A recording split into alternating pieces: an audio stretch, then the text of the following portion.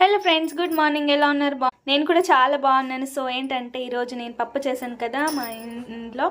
So దానికి combination అనమాట దొడ్డు మిరపకాయలు ఫ్రై చేశాను. చూడండి, దీనికి కావాల్సిన పదార్థాలు చెప్తాను.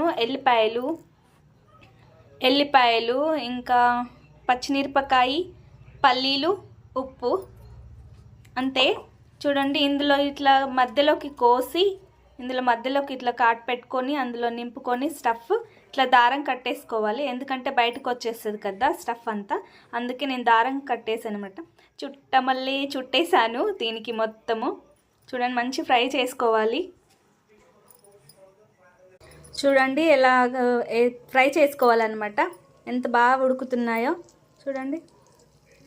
ఇక్కడ కాలేదు, దీన్ని ఇట్లా పెట్టేసుకుందాం. సో దీనికంటే ఏం లేదు, కట్టకపోతే బయటకు వచ్చేస్తుంది ఇట్లా స్టఫ్, అందుకే దారంతో మంచి ప్యాక్ చేసి పెట్టుకోవాలి. సరేనా? సో ఈ వీడియో నచ్చినట్లయితే మీరు ఒకసారి ట్రై చేసి ఎలా ఉందో నాకు కామెంట్ రూపంలో చెప్పండి. చూడండి, మిరపకాయ దొడ్డు మిరపకాయ మళ్ళీ చుట్టేస్తాను దారంతో మిరపకాయల్ని. చూడండి బాగుంది కదా, ఉడుకుతున్నాయి మంచిగా. సో చెప్పాను కదా, ఇందులో 4 చీజులు పడతాయి. ఇందులో అంతే, ఎక్కువ కూడా ఏం వేసుకోవద్దు. టేస్ట్ దీంతో స్మెల్ చాలా బాగా వస్తుంది నూనెలో వేయంగానే కదా. సో ట్రై చేసి చెప్పండి నాకు ఎలా ఉందో.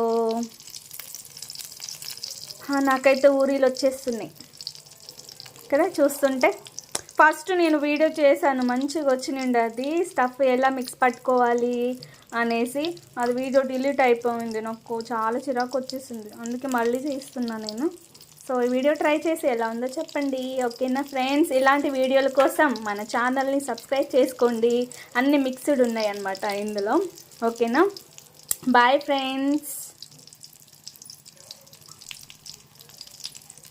ఈ మిరపకాయలు ఎవరికి నచ్చుతాయో నాకు కామెంట్ చేయండి. ఓకేనా? బాయ్. ఛానల్ని సబ్స్క్రైబ్ చేసుకోండి ప్లీజ్. Bye bye.